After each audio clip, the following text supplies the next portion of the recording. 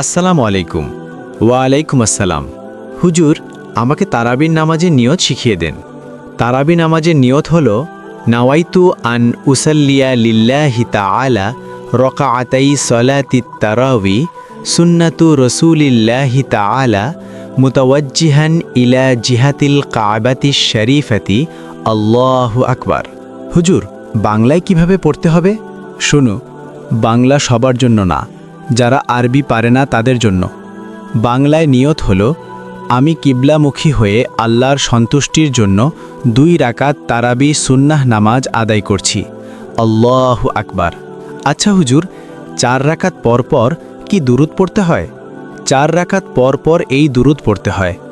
সুবহানা জিল মুলকি ওয়াল মালাকুতি, সুবহানা জিল ইজ্জতি ওয়াল আযমাতি ওয়াল হাইবাতি ওয়াল কুদরতি ওয়াল কিবরিয়াই ওয়াল জাবারুত, সুবহানাল মালিকিল হাইয়িল্লাযী লা ইয়ানামু ওয়া লা ইয়ামুতু আবাদান আবাদা, সুব্বুহুন কুদ্দুসুন রব্বুনা ওয়া রব্বুল মালাইকাতি ওয়ার রূহ।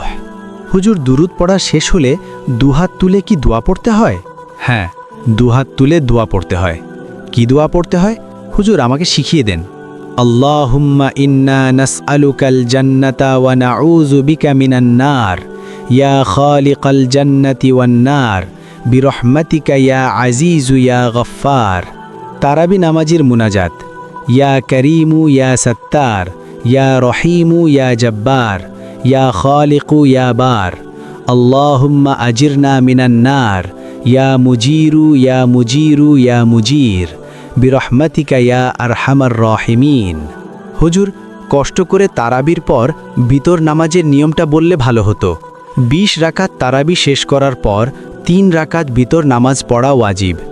বিতর নামাজের 3য় রাকাতে সূরা ফাতিহা ও অন্য সূরা পড়ার পর আল্লাহু আকবার বলে কান পর্যন্ত হাত তুলে আবার হাত বেঁধে দোয়ায়ে কুনুত পড়তে হয়।